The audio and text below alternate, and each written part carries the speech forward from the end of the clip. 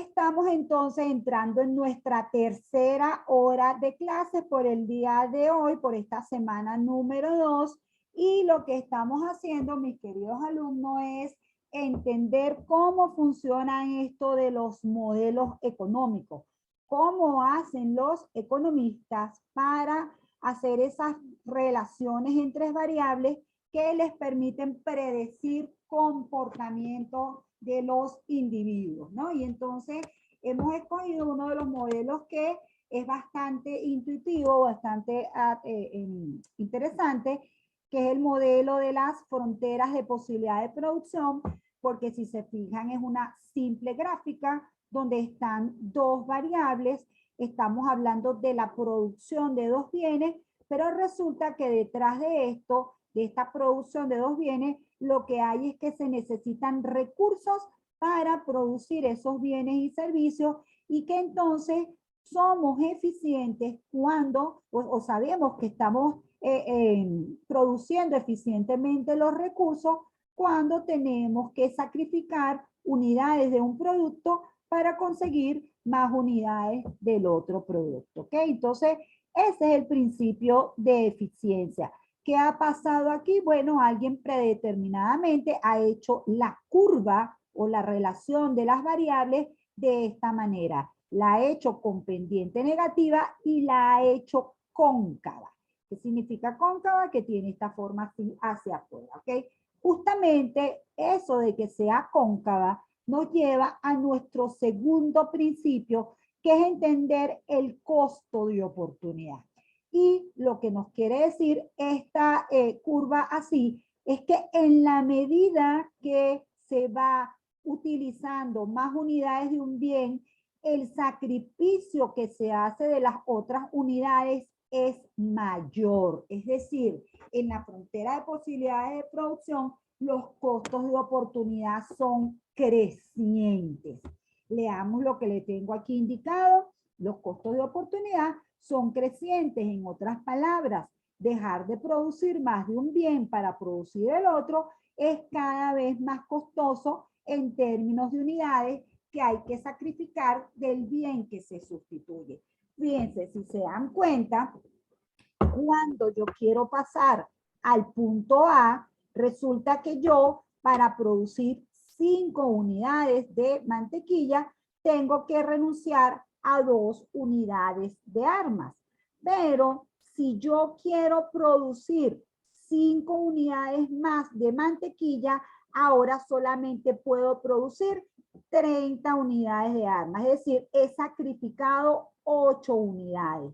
Inclusive, si sigo bajando aquí y quiero producir 25 unidades de mantequilla, ahora solo puedo producir 10 unidades de armas. He dejado de producir 10 armas. Entonces, como se dan cuenta, en la medida que yo dejo de producir de un bien para producir del otro, este bien que he dejado de producir se me hace muy costoso. Entonces, esta es una forma de entender que las economías se van a enfrentar a costos de oportunidad crecientes. A mí me gusta poner un ejemplo más sencillo en el cual, por ejemplo, usted tiene dos bienes y entonces tiene por este lado pantalones y por este lado tiene camisas y obviamente usted tiene alguna combinación de estas dos unidades, ¿verdad? Entonces, en la medida, por ejemplo, que usted va decidiendo comprarse más camisas y para eso ha tenido, por ejemplo, que vender pantalones,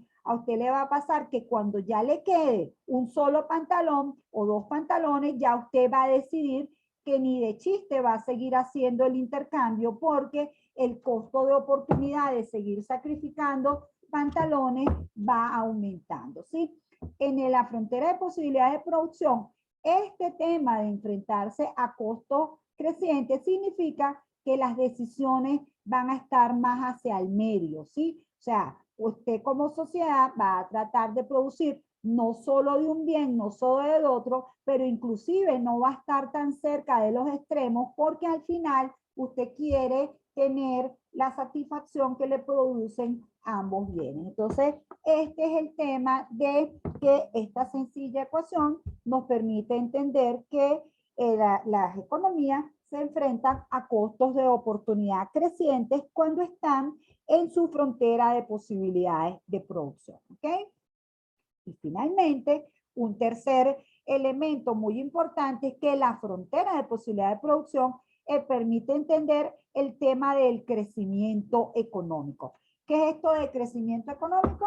Ya hemos basado la calidad de vida de los individuos en la producción de bienes y servicios. Inclusive con Adam Smith hemos visto que la producción de bienes y servicios entre la población nos permite obtener el PIB per cápita o el ingreso per cápita, y para que tengamos cada vez mayores niveles de vida, pues entonces tiene que aumentar ese PIB per cápita y tiene que aumentar esa producción de bienes y servicios. Para que puedan aumentar ambos, nosotros tenemos que estar utilizando más cantidad de recursos, es decir, tenemos que aumentar nuestra capacidad de producción. Y aquí en este modelo, eso lo significamos con un desplazamiento de la curva de la frontera de posibilidades de producción hacia la derecha.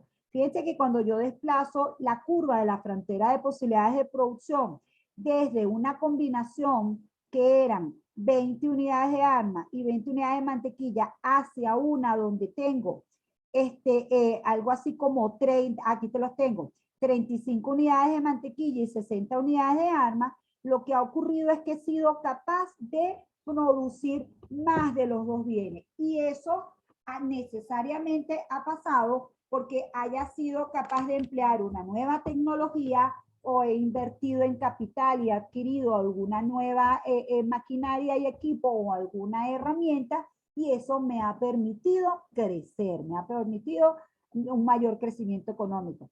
Por ejemplo, en el caso de Robinson Crusoe, ahí en su isla, a lo mejor aprendió a hacer una red, y mientras él tendía la red en el mar y los peces iban quedándose atrapados ahí tranquilitos, él se iba a hacer la actividad de cocos y era capaz entonces de recopilar mayor cantidad de cocos, o en algún momento aparece por allí otra persona que es viernes y entonces ahora son dos personas las que pueden realizar las actividades, y todo eso les permite aumentar la producción de bienes y servicios. Entonces, repito, en esencia, lo que estamos haciendo aquí es entender cómo las gráficas son una poderosa representación visual de la relación entre variables, cómo hay la construcción de modelos en los cuales nos permite a los economistas sacar principios, sacar comportamientos,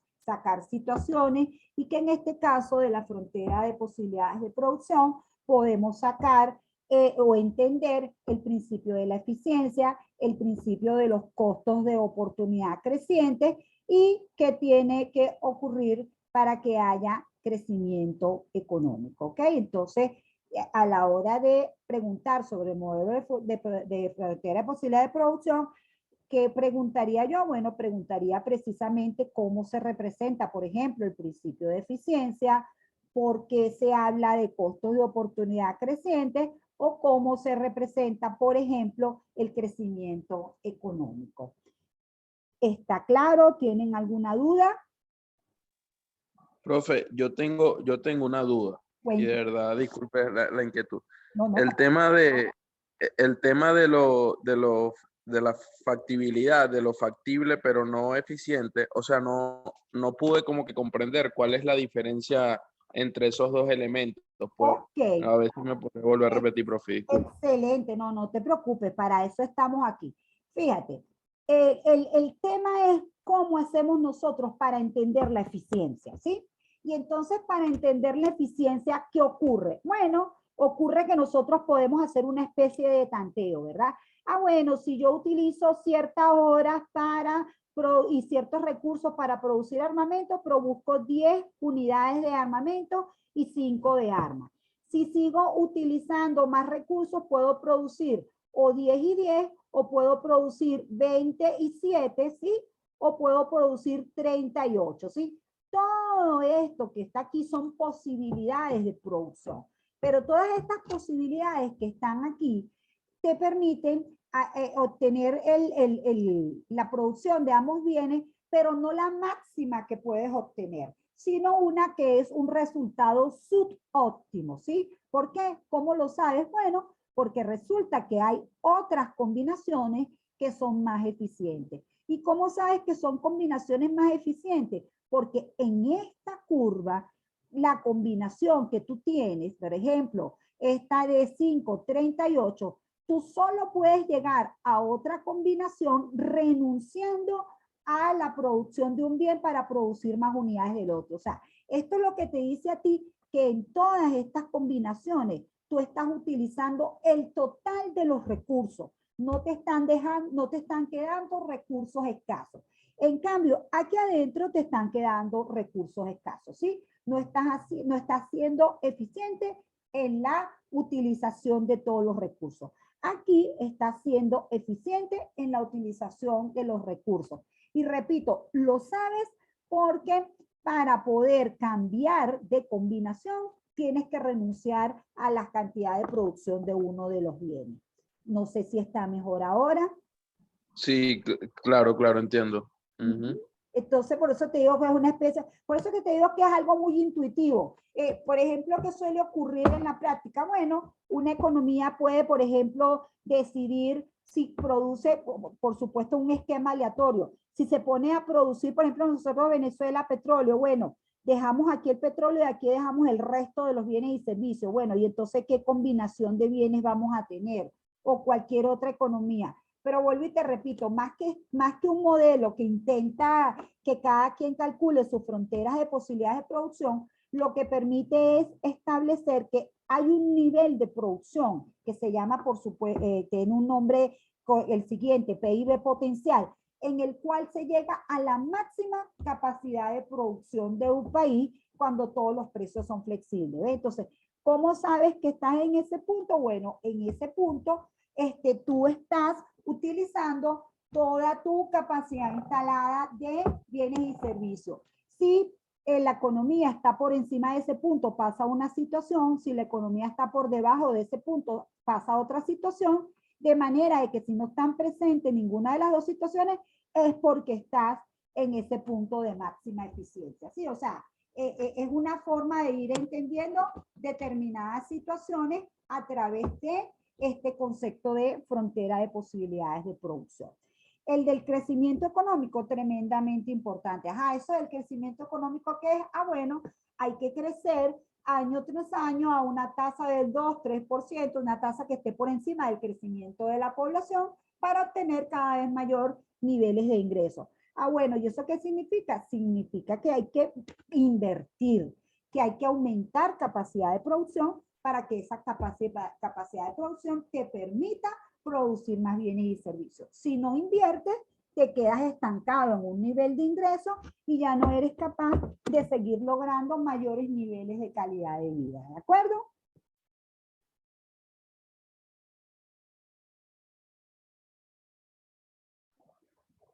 Perfecto, profe. Ok. Fíjense entonces que ya tendríamos lista la unidad 1. Básicamente la unidad 1 lo que hemos hecho es definir la economía, definir el objetivo de la economía, definir las ramas de la economía y luego hemos pasado a hacer mucho énfasis en lo que es el proceso productivo.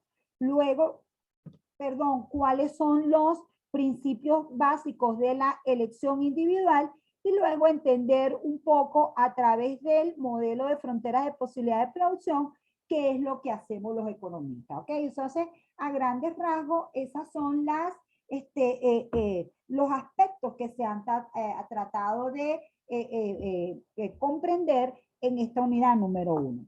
Como les digo, la semana que viene, entonces ya van a tener la primera actividad que vale 10 puntos. Y fíjense lo que vamos a hacer. En el foro de dudas les voy a hacer algo así como que una prueba corta con preguntas como la siguiente. Fíjense cómo la voy a plantear. Que me den 2 ejemplos de costo de oportunidad, que me den 2 ejemplos de economía positiva, 2 ejemplos de economía normativa, 2 situaciones de incentivos que hayan se hayan presentado y hayan cambiado una decisión original, cuál es el recurso más escaso para cada uno de ustedes y por qué. Y, por ejemplo, que me nombren los 4 bienes que están en la máxima jerarquía de ustedes, ¿ok? Entonces, como ven, son preguntas individuales y obviamente la evaluación que va a depender de que respondan todas las preguntas, va a depender de que el ejemplo que ustedes establezcan esté casado con el principio que les estoy pidiendo o con, por ejemplo, si es un ejemplo de economía normativa, que efectivamente sea un ejemplo de economía normativa y por supuesto va a ser importante que no repitan los ejemplos, ¿ok? Sino que cada quien tenga un ejemplo específico que haya hecho por su cuenta. Entonces, de eso va a constar el primer foro, que repito, vale 2 puntos, así que por favor, les pido que se lean la guía con detenimiento el fin de semana, pregunten todo lo que haya que preguntar, inclusive que el miércoles que viene, si tienen inquietudes, pues las podamos compartir, porque obviamente la semana que viene vamos a comenzar con la unidad 2, y repito, van a tener hasta el domingo 31 de octubre, si no me equivoco, es el domingo, para realizar la actividad, ¿ok? Entonces, bueno, ¿preguntas?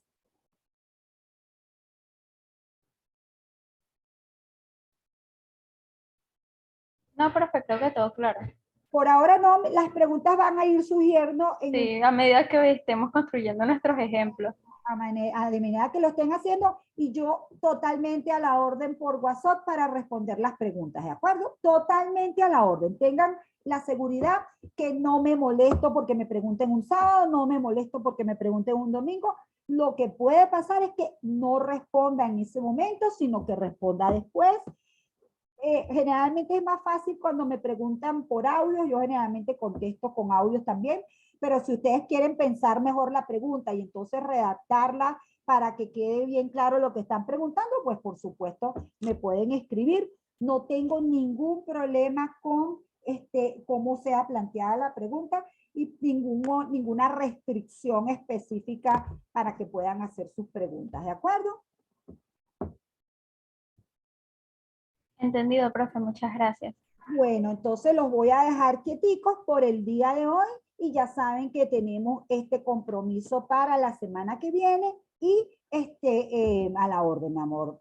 Sí, yo realmente estoy dedicada a ustedes. Tengan la seguridad que estoy dedicada a ustedes. Por supuesto, hago muchas otras cosas, pero ustedes entran dentro de mi prioridad laboral porque a mí me encanta que se entienda lo que yo explico, sí, y que quede ese proceso cognitivo allí de lo que se explica. Entonces, como les digo, la semana que viene empezamos con la unidad 2.